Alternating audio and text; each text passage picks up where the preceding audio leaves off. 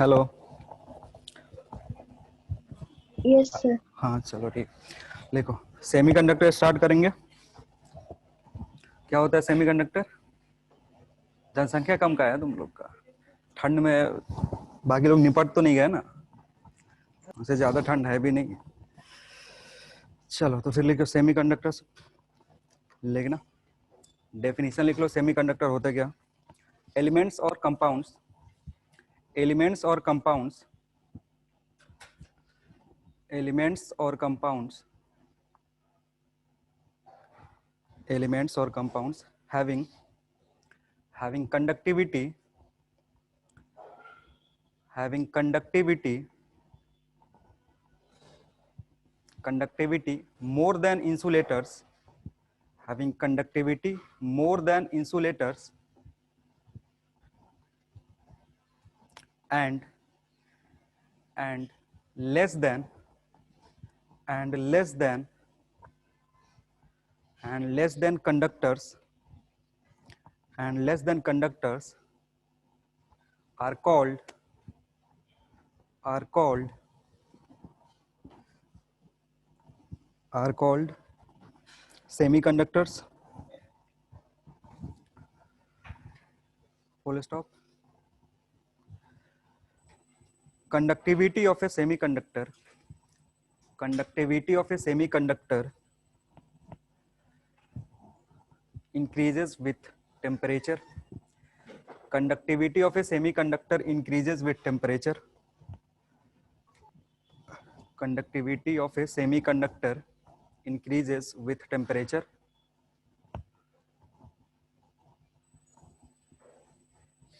Examples में लिखना,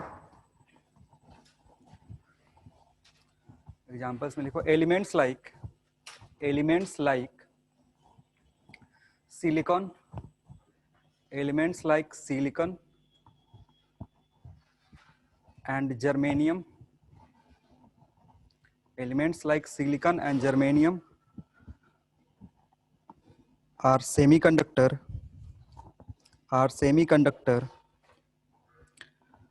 and compounds and compounds and compounds like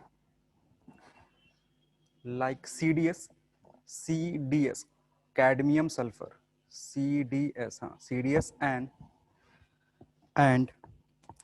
GAAS, gallium arsenic, GAAS,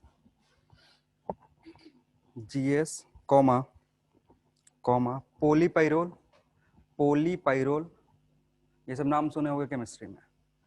पोलीपाइरोल क्या है? कंपाउंड है, ठीक है। या फिर पोलीएनिलीन, पोलीएनिलीन comma anthracene, anthracene,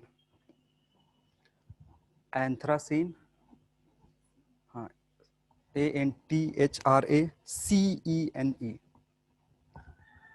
behaves as semiconductor, behaves as semiconductor, anthracene है।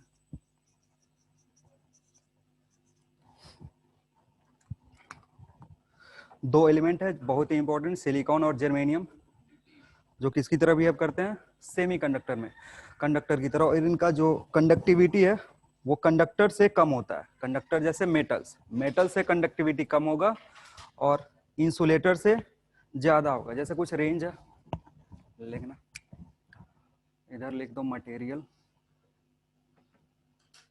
और दूसरी तरफ लिखना कंडक्टिविटी रेंज।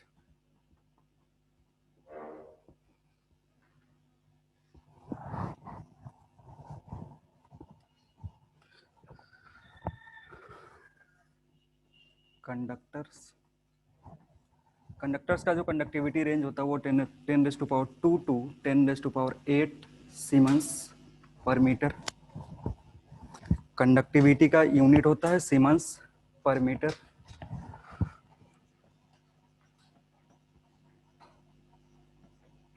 सेमीकंडक्टर की जो कंडक्टिविटी होती है वो होती है 10⁻⁻5 टू 10⁻⁻⁶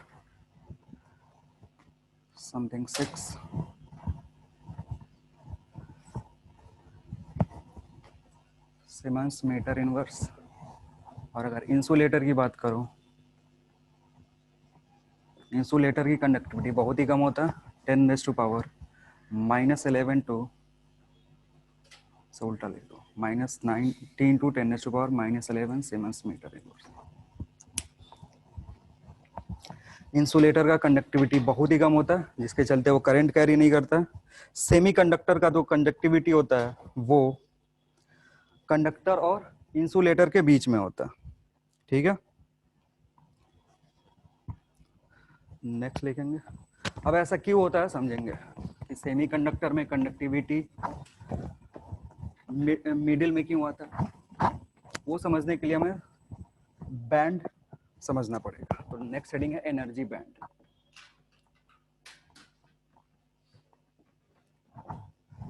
एनर्जी बैंड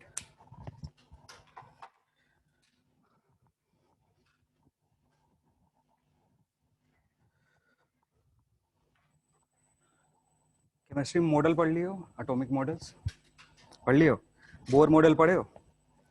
बोर ने कहा था कि जो भी एटम्स होता है उनका एक एनर्जी लेवल होता है, जो भी एटम होते हैं उनका, जो भी तुम्हारे एलिमेंट्स इलेक्ट्रॉन्स है, सारे इलेक्ट्रॉन्स के क्या होते हैं, एक प्रॉपर एनर्जी लेवल होता है, ठीक है। हर एक, जैसे तुम्हारा 1 2 3 एटॉमिक नंबर है, या उसको पीकेएल में ऐसे कुछ मेजर करते हैं, केमिस्ट्री वाले डिटेल में नहीं जा रहे हैं। अगर एक इलेक्ट्रॉन को उठाओगे, एक आइसोलेटेड इलेक्ट्रॉन को उठाओगे, एक एटम है मान लो हाइड्रोजन का, ठीक है, इसके आउटर ऑर्बिट में कितना इलेक्ट्रॉन होगा, हाँ, अरे हाइड्रोजन है, हाइड्रोजन के आउटर ऑर्बिट में कितना इलेक्ट्रॉन होगा,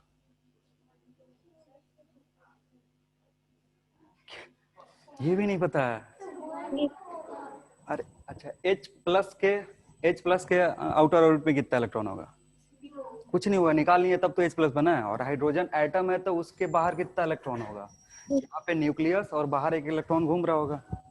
अरे सब ऐसे जानवर की तरीके देख रहे हो, पता ही नहीं, ठीक है।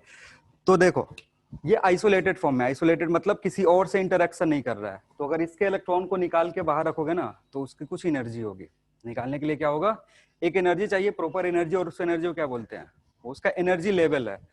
अब ये जो बोर्ड ने बोला था वो किसके लिए बोला था, आइसोलेटेड एटम के लिए बोला था, कि आइसोलेटेड एटम में जितने भी इलेक्ट्रॉन्स होते हैं उनका क्या होता है, प्रॉपर एनर्जी लेवल होता है।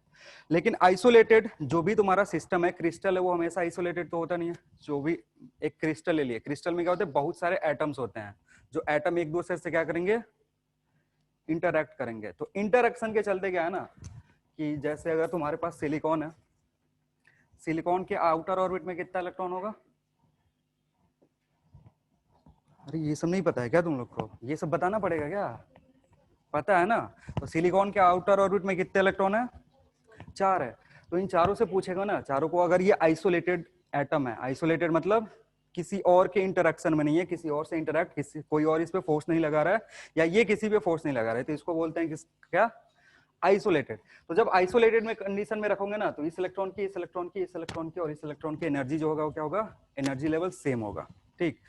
अगर इसके पास कोई और सिलिकॉन एटम ला रहा है, कोई और सिलिकॉन एटम लाओगे तो क्या होगा, इंटरेक्शन करने लगेगा। और जब इंटरेक्शन होने लगता है ना, तो ये जो एनर्जी लेवल पहले सिंगल लाइन दिखा रहा था वो क्या दिखेगा, मोर देन 1 दिखेगा, क्योंकि अभी इन दोनों का इंटरेक्शन शुरू हो गया। जैसे ये इलेक्ट्रॉन इससे इंटरेक्ट कर सकता है, ये इलेक्ट्रॉन इससे इंटरेक्ट करता है। ज्यादातर आउटर वाले ज्यादा इंटरेक्शन में होते हैं, जो सबसे बाहर वाले जो इलेक्ट्रॉन होते हैं, जिसको क्या बोलते हैं, वैलेंस इलेक्ट्रॉन, वो सबसे ज्यादा इफेक्टेड होते हैं किसी भी इंटरेक्शन से। तो उनकी जो एनर्जी है ना, किसी इलेक्ट्रॉन की एनर्जी बढ़ जाती है, किसी इलेक्ट्रॉन की एनर्जी घट जाती है। तो जब इंटरेक्शन हो रहा होगा उस टाइम में इलेक्ट्रॉन से जाकर के पूछोगे तुम्हारी एनर्जी कितनी है, तो सबके सब क्या करेंगे, अलग अलग एनर्जी बताएंगे। पहले सबके सब क्या बता रहे थे, सेम एनर्जी बता रहे थे। जब इंटरेक्शन होगा तो सबके सब क्या बताएंगे, अलग अलग एनर्जी बताएंगे। तो अगर सबके सब अलग अलग एनर्जी बता रहे हैं तो इस बार तुम एनर्जी लेवल प्लॉट नहीं कर सकते हो। क्या नहीं कर सकते हो, एक एनर्जी लेवल नहीं प्लॉट कर सकते हो, तुम्हारे पास सीरीज ऑफ एनर्जी लेवल्स आएगा। जैसे एक से पूछा तो ये बताया, दूसरे से पूछा ये बताया, तीसरे से, चौथे से, ऐसे पूछते गए। अगर n नंबर्स ऑफ एटम्स तुमने ले लिया तो इसकी डेंसिटी बढ़ती जाएगी, ठीक है। और ये सारे मिलकर के एक बैंड फॉर्म करते हैं। मतलब ये सारे जो लेवल्स है, एनर्जी लेवल्स है, जब इनको कंटिन्यूअस डिस्ट्रीब्यूशन करोगे इनका, तो एक क्या बनेगा तुमको, एक बैंड फॉर्म होगा और इसी को बोलते हैं क्या, एनर्जी बैंड। एनर्जी बैंड कब डिफाइंड है, क्रिस्टल के लिए। क्रिस्टल के लिए क्यों, क्योंकि क्रिस्टल में बहुत सारे एटम होते हैं जो एक दूसरे से क्या करेंगे, इंटरैक्ट करेंगे, ठीक है। अब इस एनर्जी बैंड को हमने दो टाइप में डिवाइड करा है।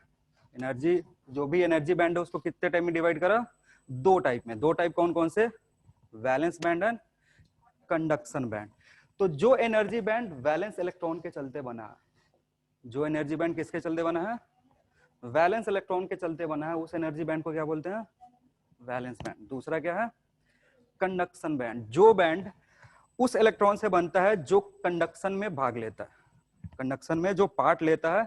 जैसे वैलेंस इलेक्ट्रॉन जो है ना, ये इलेक्ट्रॉन बंधा हुआ है किसी भी एटम में, ये जो वैलेंस इलेक्ट्रॉन है ये क्या है, बंधा हुआ है। इसकी पॉसिबिलिटी है कि इसको एनर्जी मिलेगा तो ये सबसे पहले बाहर आएगा, लेकिन अभी भी ये क्या है, बाउंडेड इलेक्ट्रॉन है। तो जब इस पे फोर्स अप्लाई करोगे ना किसी भी तरीके से, या तो हीट करो या फिर लाइट एनर्जी दो या फिर पोटेंशियल डिफरेंस अप्लाई करो, तो इस इलेक्ट्रॉन को बाहर आने की पॉसिबिलिटी क्या है, ज्यादा है। तो अगर इसको एनर्जी दोगे तो ये बाहर आएगा। बाहर आने के बाद ये अवेलेबल होता है कंडक्शन के लिए। इस ऑर्बिट में रहेगा तो कंडक्शन नहीं करेगा। कंडक्शन कब करेगा, जब बाहर आएगा। तो इसको छोड़ करके जब बाहर आता है तो उसकी एनर्जी बढ़ती है। जब यहां से छोड़ करके बाहर आएगा तो एनर्जी क्या होगा, बढ़ेगा। यानी जो भी एनर्जी होगा वो वैलेंस बैंड की एनर्जी से